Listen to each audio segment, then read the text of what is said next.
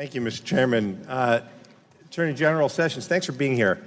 General Sessions, who do you work for? Do you work for the American people or do you work for the President of the United States? Well, I'm a member of the executive branch, and I work for the American people. And it's with that in mind, your work on behalf of the American people, that I want to ask you some questions about facts and public media reports. On February 14th, the President asked the FBI director about the Flynn investigation, and I quote, he said, "I hope you can see your way clear to letting this go, to letting Flynn go. He's a good guy. I hope you can let this go." Close quote. Then on May 9th, the President fired Comey. On May 11th, he went on television and announced that he fired Comey because of, and I quote again, "the Russia thing with Trump and Russia," close quote. General Sessions, do you think it would be reasonable for the members of this committee to conclude that the President, by first interfering in one investigation and then interfering in an investigation into himself, committed obstruction of justice? I don't believe that's a fair conclusion, and but it's a matter that I guess would be in the breast of the special counsel. The obstruction of justice being any, among other definitions, the most popular one in statute, any communication that endeavors to influence, obstruct, or impede the due administration of justice. That's exactly what the President did in both of those cases. And in spite of, moving on to the special counsel that you brought up, in spite of efforts, bipartisan efforts to protect the special counsel, Mr. Mueller, the Republican leadership in this committee have refused to take action to ensure that he's protected. Do you believe that the President has the legal authority to fire Special Counsel Mueller? I'm not able to express an opinion on that at this Can he moment. fire members of the special counsel's team? I'm not able to answer that. General Sessions, do you believe that the President should have the authority to be able to block investigations into his own campaign? Investigations have to be conducted by the appropriate law enforcement officers without fear and favor, without politics or bias. Right, and without fear of being dismissed by the President in order to block that investigation, because again, that would certainly appear to represent obstruction of justice. And when you fail to acknowledge that, it is essentially a green light to the President to go ahead and do that. And I wanted to talk about the special counsel's investigation. Thus far, there have been some indictments. There's a guilty plea. Can you tell me, in your opinion, does the President have the power to pardon George Papadopoulos? It would be premature for me to comment on that, I believe.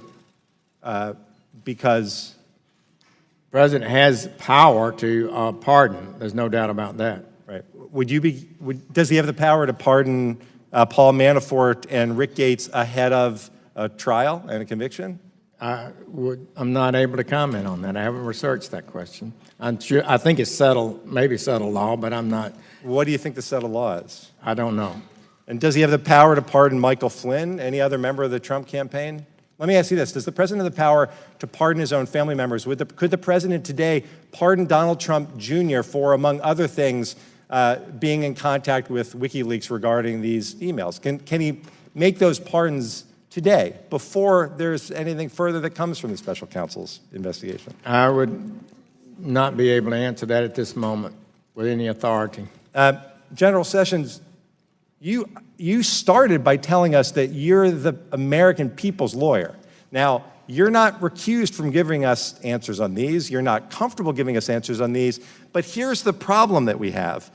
You said when you started your testimony today that there is nothing more important than advancing the rule of law. And when you answer the way you have, it suggests that the rule of law is crumbling at our feet.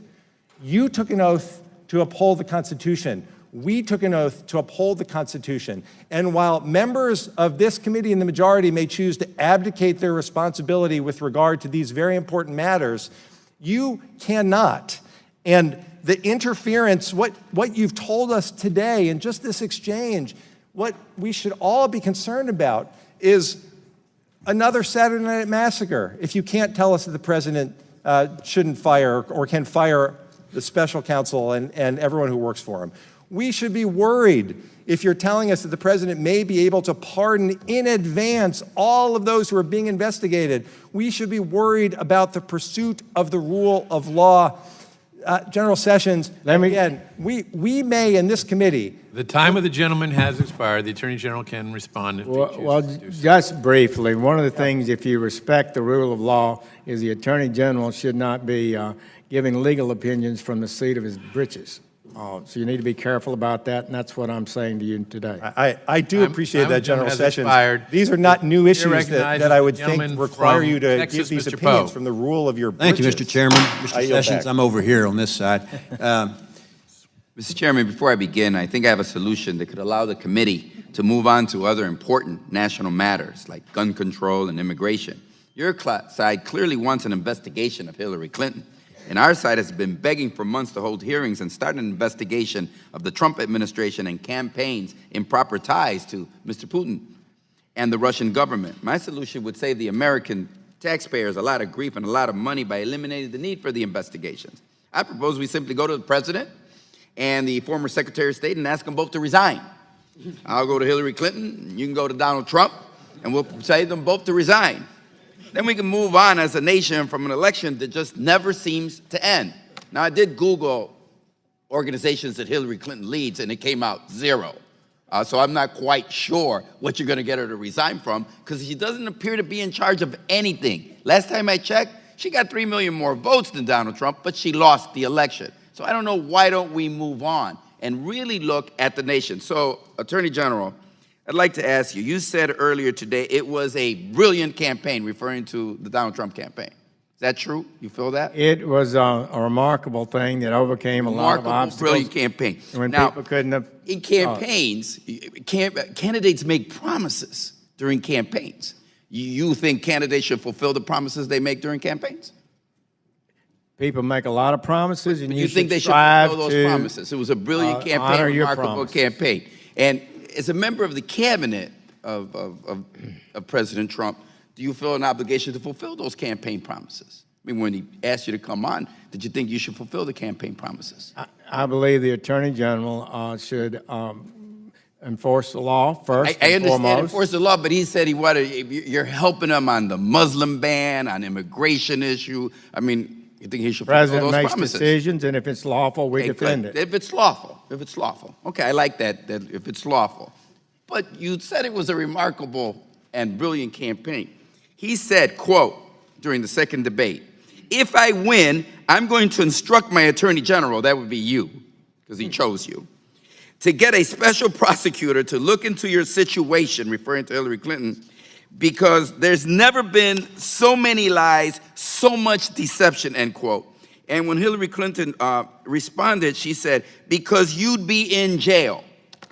Are you going to fulfill that campaign promise that he made during the second debate? Because he did say he'd put her in jail. He said he asked the Attorney General, you, to set a special project. That's what he said. It's a quote. I didn't make it up. What did he say? Are you going to keep that campaign promise? I'll fulfill my responsibilities. Are under the law. you going to keep the campaign promise? That's yes or no. It's a promise that your boss, he hired you to fulfill. Are you going to fulfill? We will comply with the law with regard to special prosecutor appointments. Are you going to appoint one, as he promised during the campaign? He's reminded you a couple of times in a few of his tweets that that's what he wants you to do. I'll fulfill my duty as Attorney General. Okay. So the brilliant campaign, remarkable campaign, big smile on your face. You love the campaign, but you're not going to fulfill his campaign promises. I hope you don't in this particular case. So I'm kind of happy with your answer up to now. So, as Mr. Attorney General, I'm going to ask you another series of questions. And I'd like to go back to the beginning of the hearing and get you to answer the following question. Are you aware that you are under oath and that your answers must be the truth, the whole truth, and nothing but the truth, Mr. Attorney General? I'm aware of that. Okay, good. So I brought this little salt shaker here. And you'll forgive me if I just put a little bit of doubt into that answer. And just to remind myself that I might need this. And I ask unanimous consent that this article from Mother Jones Magazine be entered into the record with the headline, "3 times Jeff Sessions made false statements under oath to Congress." I ask this because I don't want to hear in a few days or in a few weeks that your answers, Mr. Attorney General, have changed based on newly uncovered evidence that what you told us before was in fact false, misleading, or something other than the truth, the whole truth, and nothing but the truth. I ask unanimous consent. That objection be made a part of the record. Thank you. Under oath in the Senate, you said, as a surrogate, quote, a time or two for the Trump campaign, you did not have communication with Russians, but in March, it was revealed you did. Did you have campaign communications with the Russians? Because it appears you have had campaign communications with the Russians, Mr. Attorney General.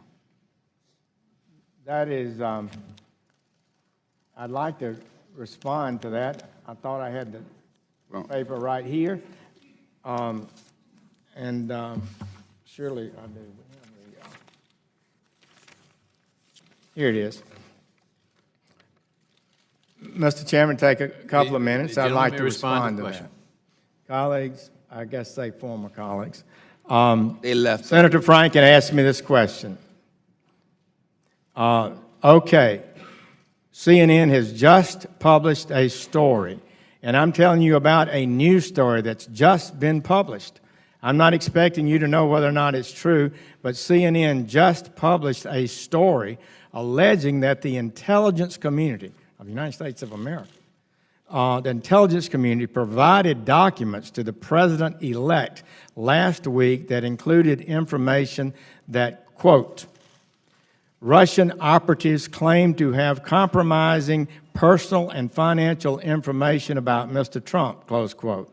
These documents also allegedly say, quote, there was a continuing exchange of information during the campaign between Trump's surrogates and intermediaries for the Russian government, close quote. He goes on to say, now again, I'm telling you this is all coming out, so you know, but if it's true, it's obviously extremely serious, and if there is any evidence that anyone affiliated with the Trump campaign communicated with the Russian government in the course of this campaign, what will you do? I was taken aback by this. I'd never heard of this. This happened while I was testifying, I suppose. And I said, Senator Franken, I'm not aware of any of those activities. I have been called a surrogate a time or two in the campaign, and I did not have communications with the Russians, and I'm unable to comment on it. And you're not going to correct that today.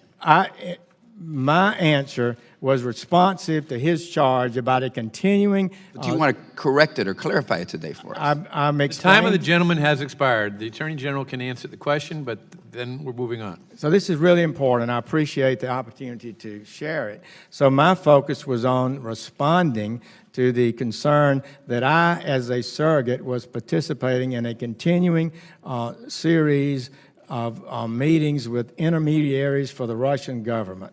And I certainly didn't mean I'd never met a Russian in the history of my life. So I didn't think it was responsive, and my response was, according to the way I heard the question, as honestly I could give it at the time. I hope you'll treat me fairly when you evaluate that. Mr. Attorney General, following up on the questions from Mr. Conyers, at your confirmation hearing, you said, I believe the proper thing for me to do would be to recuse myself from any questions involving these kinds of investigations that involve Secretary Clinton and that were raised during the campaign or to be otherwise connected to it, close quote. Do you stand by that statement, yes or no? Yes. Thank you. Now, I want to show you an image from March 31st, 2016, of a meeting of the Trump Campaign National Security Advisory Committee, which you chaired, with yourself in attendance, along with then-candidate Donald Trump and Mr. George Papadopoulos. Mr. Papadopoulos pled guilty on October 5th to making false statements to the FBI. The charging papers filed by Special Counsel Mueller described the March 31st meeting where Mr. Papadopoulos told the group that he had connections and could help arrange a meeting between Donald Trump and Vladimir Putin. After the meeting, Mr. Papadopoulos continued to communicate with the Russian government on behalf of the Trump campaign and appears to have told several senior campaign officials about it. Now, here's the problem. On October 18th of this year, you said under oath in front of the Senate Judiciary Committee, quote, a continuing exchange of information between Trump surrogates and intermediaries for the Russian government did not happen, at least not to my knowledge and not with me. Senator Franken asked, You don't believe that surrogates from the Trump campaign had communications with the Russians, to which you responded, I did not, and I'm not aware of anyone else that did, unquote. Now, we now know that one, the campaign had communications with the Russians through Mr. Papadopoulos and others, and two, you seem to have been aware of the fact at the time. So let's try and correct the earlier testimony now for the record. Yes or no? Did you chair the March 31st, 2016 meeting of the National Security Advisory Committee? I did chair that meeting. Thank you. Did yes or no, did Mr. Papadopoulos mention his outreach to the Russian government during that meeting? He made some comment to that effect, Yes, as I thank you. remember All right, I don't after have having I read asked it for in the yes or- newspaper. I asked for yes or no. I don't have time. Yes, all right. There are reports that you shut George down, unquote, when he proposed that meeting with Putin. Is this correct, yes or no? Yes. I pushed back, I'll just say it that way, because it was, Yes, your answer is yes. So you were obviously concerned by Mr. Papadopoulos' connections and his possibly arranging a meeting with Putin. Now, again, yes or no, did anyone else at that meeting, including then-candidate Trump, react in any way to what Mr. Papadopoulos had presented? I don't recall. Okay, so your testimony is that neither Donald Trump nor anyone else at the meeting expressed any interest in meeting the Russian president or had any concerns about communications between the campaign and the Russians. I don't recall it. Okay. Now, we know from multiple sources, including the Papadopoulos guilty plea, Carter Page's interview with the Intelligence Committee, and Donald Trump Jr.'s emails, among others, that contrary to your earlier testimony, there were continued efforts to communicate with the Russians on behalf of the Trump campaign. We have established that you knew about at least some of these efforts. They caused you such concern that you, quote, shut George down. I want to know what you did with this information. Yes or no? After the March 31st meeting, did you take any steps to prevent Trump campaign officials, advisors, or employees from further outreach to the Russians? Mr. Nadler, let me just say it this way. I pushed back at that. You made statements that he did, in fact, at the meeting. I pushed back. We know that, but did you, after the No, meeting? I'm not. I have to be able to answer. I can't be able to I'm be put in a asking you, yes, position where I only have can't 5 explain. minutes. I'm asking you. I'm not going to be able to answer if I can't answer Well, completely. you said you pushed back. We accept that. After the meeting, did you take any further steps to prevent Trump campaign officials, advisors, or employees from further outreach to the Russians after you stopped it or pushed back at that meeting? What I want to say to you is you allege there were some further contacts later. I don't believe I had any knowledge of any further contacts, and I was not in regular contact with Mr. Papadopoulos. So your answer is no because you don't think there were any such contacts. So you I'm not aware of it. Okay. So I was going to ask you a question of did you raise the issue with various people, but your answer is no. To the best of my recollection. Okay. So your testimony today is that you communicated with nobody in the campaign about this matter after the March 31st meeting because nothing happened. Repeat that. Your testimony, therefore, is that you communicated with nobody in the campaign about this matter after the March 31st meeting. I don't recall it. You don't recall. At some point, you became aware that the FBI was investigating potential links between the Trump campaign and the Russian government. After you became aware of the investigation, did you ever discuss Mr. Papadopoulos' effort with anybody at the FBI? Did I discuss the matter with the FBI Yes. to ask them questions about what they may have Did you found? discuss the Papadopoulos question with the FBI? I have not had any discussions with Mr. Mueller or his team or the FBI concerning any factors with regard to And this nobody else at the investigation. FBI either? No, At the Department of Justice? no, At the White House? no. Any member of Congress?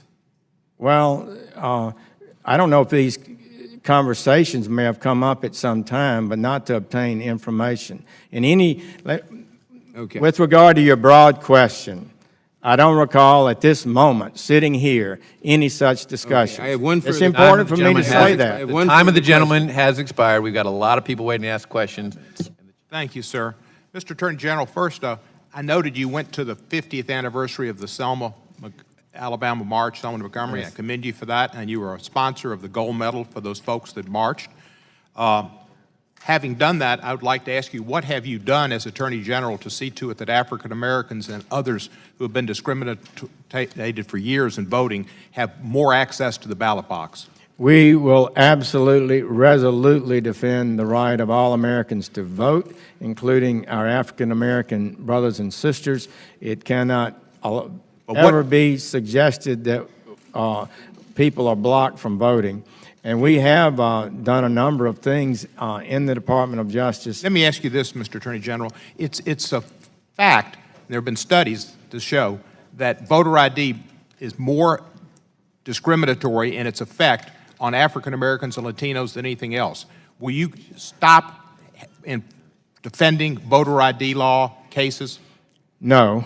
The Supreme Court has approved voter ID if properly done. Other courts have too. It can be done in a discriminatory way, which is not proper and should not be approved. But I believe it's settled law that a properly handled and written voter ID law is Let me lawful. suggest to sir, with all due respect, we come from the similar region.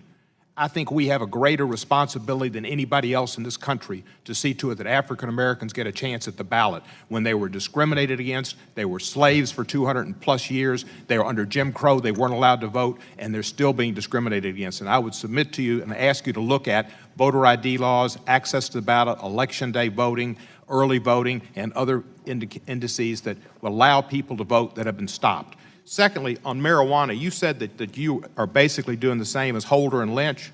I believe General Holder and General Lynch abided by congressional appropriations that limited the Justice Department in enforcing marijuana laws where states had passed laws on medical marijuana and others. Will you abide by congressional appropriations limitations on marijuana when it conflict with state laws? I believe we're bound by that. Thank you, sir. That's great. That's great. And I saw what you did on crack cocaine was good. It wasn't as good as it could have been. Your proposal was a 20-to-1 ratio. Mr. Durbin's was a 10-to-1 ratio. Y'all decided on 18-to-1. You were a good negotiator, but Mr. Durbin took what he could get. But it should have been 1-to-1. But you admitted in that hearing that it could discriminate against the disparity against African Americans and minorities, and you ought to look at that. I would just say that the net effect of that legislation was to significantly It was good, sir. reduce the penalty one is subjected to for dealing with crack cocaine. Yes, sir, and that was good. That may be a better analysis than the 18-to-1 or whatever it is. It's generally considered a more dangerous drug. Marijuana is not as dangerous as heroin. Would you agree with that? I think that's correct. Well, thank you, sir. I would hope that in your enforcement that you would look at the limitations you've got. There's always an opportunity cost, and put your opportunity cost, your enforcement on crack, on cocaine, on meth, on opioids, and on heroin. Marijuana is the least bothersome of all. 28 states or 29 states in the District of Columbia have legalized it for medical purposes, 8 states in the District of Columbia for recreational purposes. Justice Brandeis famously said that the states are the laboratories of democracy. I would hope you'd look at marijuana and look at the states as laboratories of democracy and see how they've helped. In states where they've got medical marijuana, they have 25% less opioid use. It gives people a way to relieve pain without using opioids, which inevitably leads to death and crime.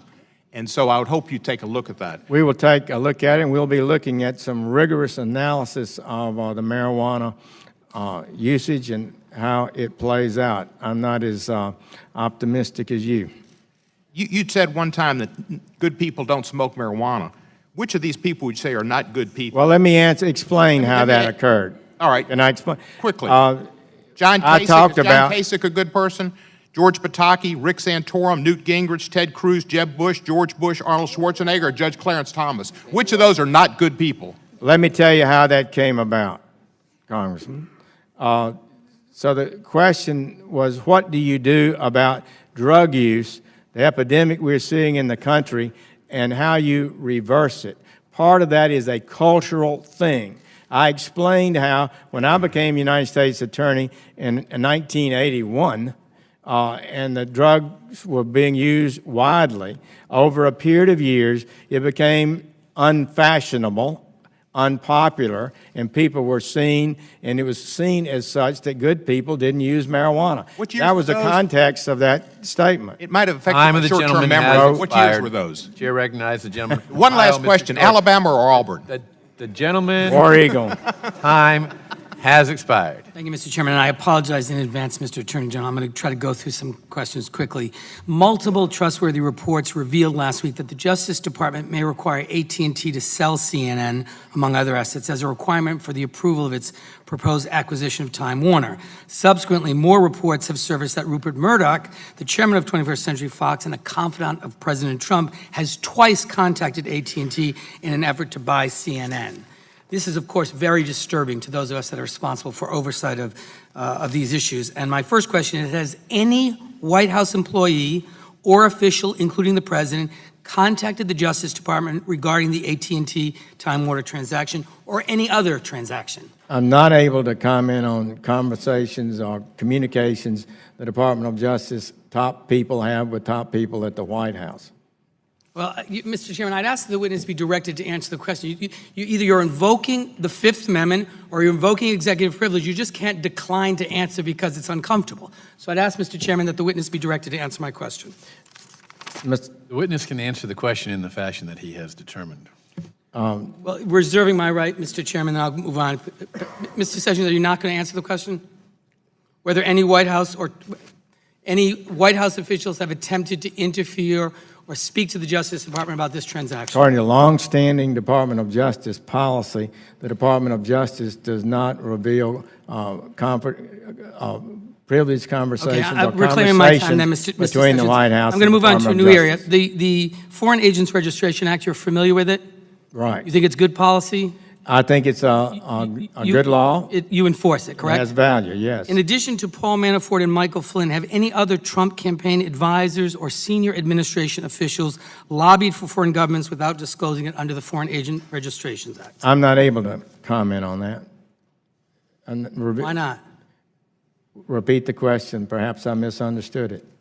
In addition to Paul Manafort and Michael Flynn, have any Trump campaign advisors or senior administration officials lobbied for foreign governments without disclosing it under the Foreign Agent Registration Act? That would be a matter that should be directed to Mr. Mueller, I believe.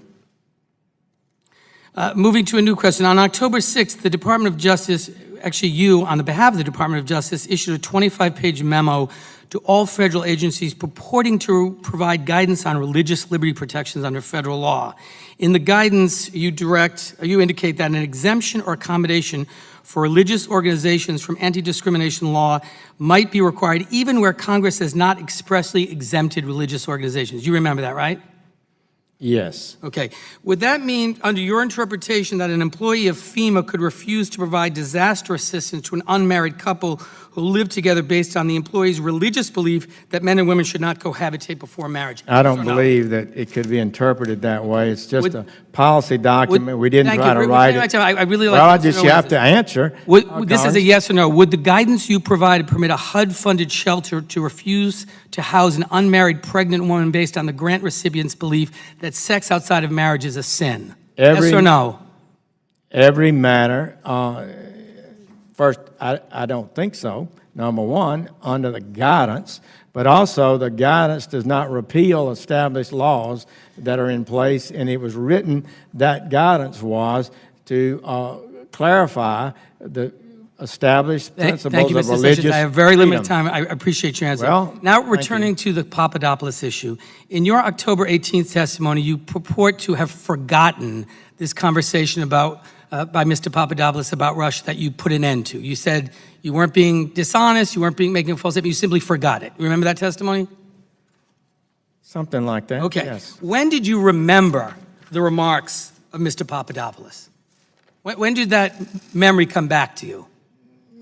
I think it was when the press came up with it, or it was revealed in the press. That was the first time you remembered it.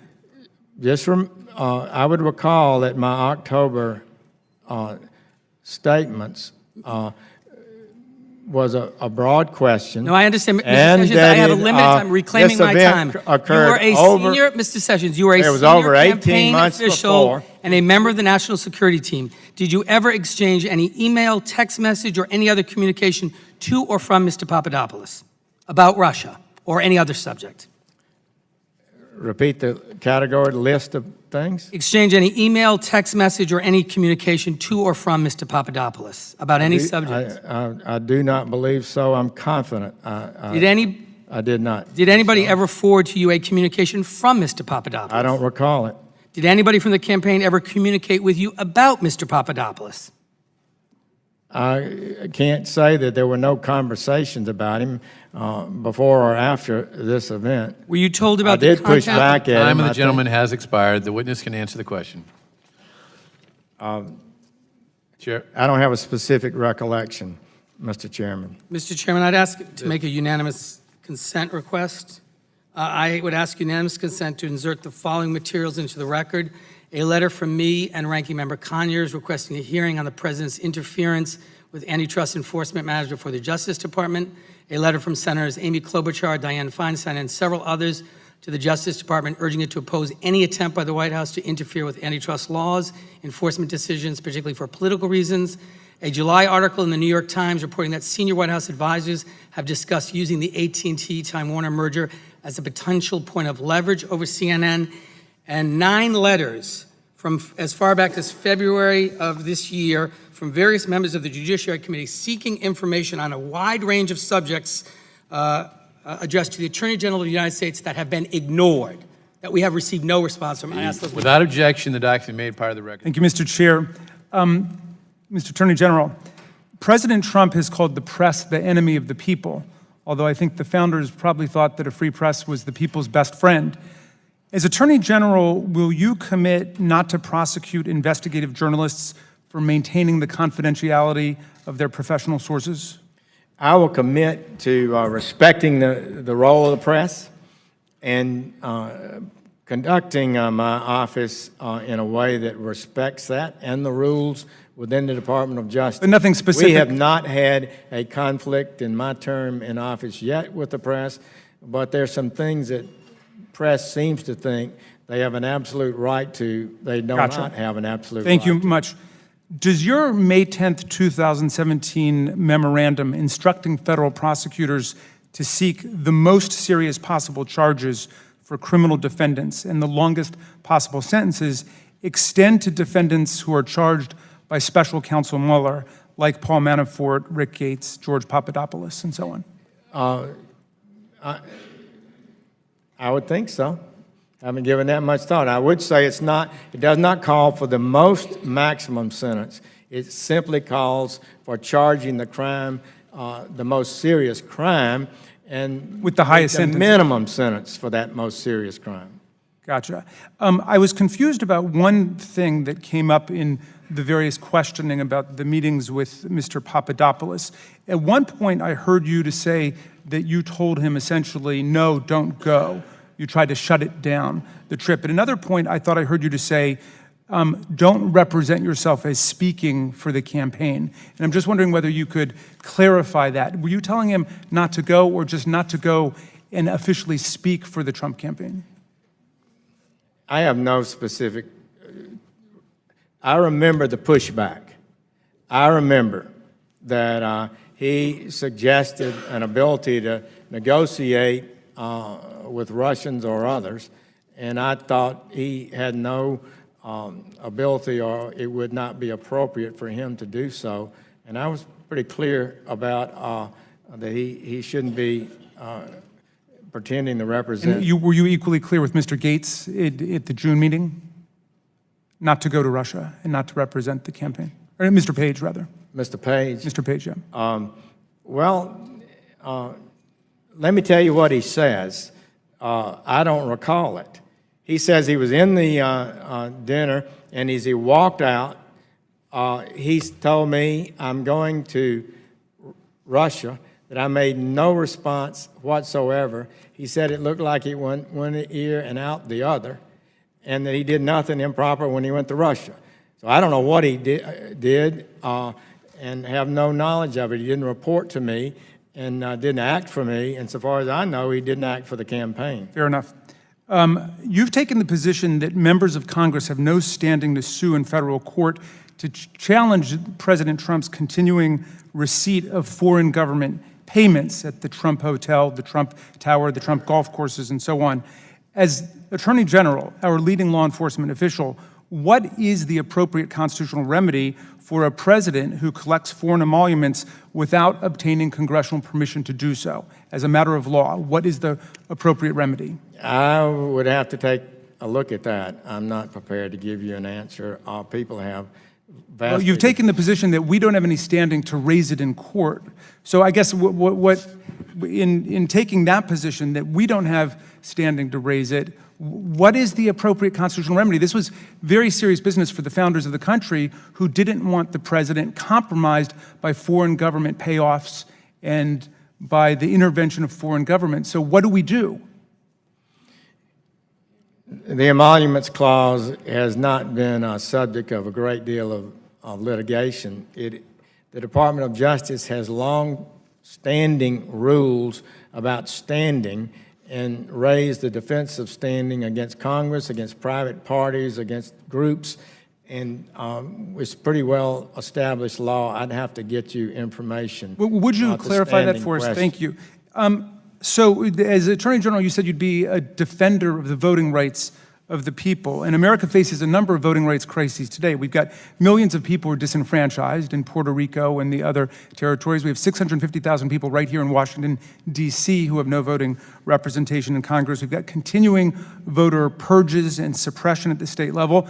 And we've got warnings from our intelligence community that there will be further attempts at cyber sabotage of our elections. What do you consider the most serious threat to our voting rights, and what are you doing about it? Well, we will not accept suppression and illegal activities against voters. So if you have any, I'd appreciate you sending it to me. We absolutely will. We will make sure it's investigated by career attorneys in a civil rights division. And on the cybersecurity side, what are you doing to protect us from another hacking of our election attempt to infiltrate with political sabotage, essentially?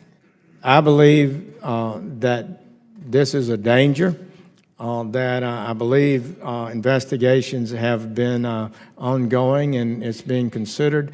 But Congressman, I have to say I'm not up to date on the latest of that, and I would be pleased to try to get you something in writing as to what we need to do, or at least what we are doing and what we may need to do to protect the integrity of our elections. Thank you. Yield back, Mr. Chairman. Thank you, Mr. Chairman, and thank you, Mr. Attorney General, for being with us. I'd like to go back to some of your testimony on contacts with Russia. At the beginning in your opening statement, you said, "My testimony has not changed." Later, in response to some questions, you said, "I do now recall." And Mr. Attorney General, with all due respect, it's difficult to take your assurances under oath when you seem to change your testimony each time new evidence emerges, and specifically, you denied contact with Russians under oath during your confirmation hearings. That was revealed to be untrue, given multiple meetings with an ambassador.